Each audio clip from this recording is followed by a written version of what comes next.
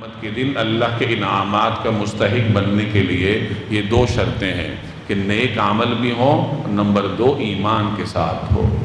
بغیر ایمان کے نیک عمل قیامت کے دن نہیں تولا جائے گا۔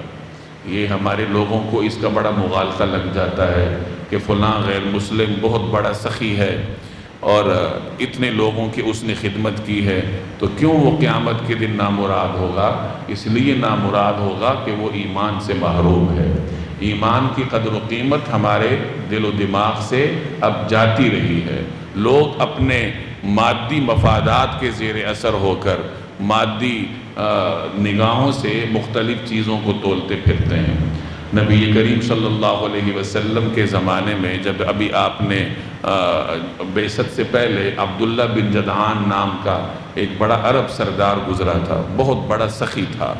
اس کے گھر کے باہر بہت بڑا پیالہ تھا، سیمٹ کا یعنی پکا قسم کا پیالہ تھا، اور اس میں ہر وقت سالن ہوتا تھا، کھانے کی چیزیں ہوتی تھی۔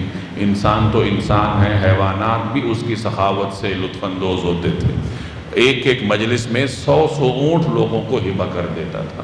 سرمایہ دار بھی بہت بڑا تھا، سخی بھی بہت بڑا تھا۔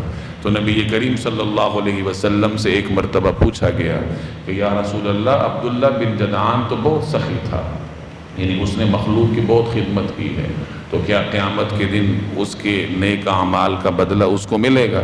تو رسول اللہ صلی اللہ علیہ وسلم نے فرمایا کہ نہیں، کیونکہ ایک دفعہ بھی اس نے یہ نہیں کہا کہ یا اللہ میرے گناہوں کو معاف فرما، یعنی چونکہ اس کا اللہ پہ ایمان ہی نہیں تھا تو استغفار اس نے کیا کرنا تھا، اور ایمان نہ ہونے کی وجہ سے اس کے نیک اعمال کا وزن قیامت کے دن نہیں ہوگا۔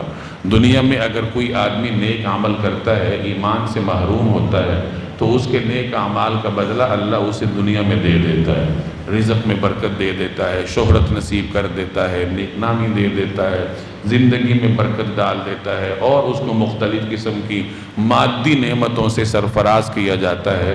لیکن آخرت میں اس کے لیے کچھ نہیں ہے، آخرت میں اس کے لیے ہی کچھ ہوگا جو کیا ہو؟ ایماندار ہو۔ ایک گنہگار مومن ایک غیر مسلم سے 1000 درجے بہتر ہوتا ہے، چاہے غیر مسلم اخلاق میں کتنا ہی بہتر کیوں نہ ہو۔ اس کا یہ مطلب نہیں ہے کہ مسلمان کو بد اخلاق ہونا چاہیے، مسلمان کو اچھے اخلاق والا ہونا چاہیے۔ اگر وہ بد اخلاق ہوگا تو قیامت کے دن اپنے برے اخلاق کا کیا اس کو بھگتنا پڑے گا۔ لیکن ایک اچھے اخلاق والے غیر مسلم سے وہ اس اعتبار سے بہتر ہے کہ بالآخر اس نے اپنے ایمان کی وجہ سے جنت تو چلے جانا ہے، اور غیر مسلم تو کبھی بھی جنت میں نہیں جا سکتا۔ اللہ تبارک و تعالیٰ کا فیصلہ یہی ہے۔ تو ایمان بڑی قدر و قیمت کی حامل نعمت ہے، دولت ہے، اپنے دل و دماغ میں اس کی اہمیت کو سمجھنا چاہیے۔ تو فرمایا کہ جس نے نیک عمل کیے ہوں اور وہ مومن بھی ہو، تو قیامت کے دن پھر اسے کسی قسم کی حق تلفی کا اندیشہ نہیں ہوگا، وہ نعمتوں میں ہوگا۔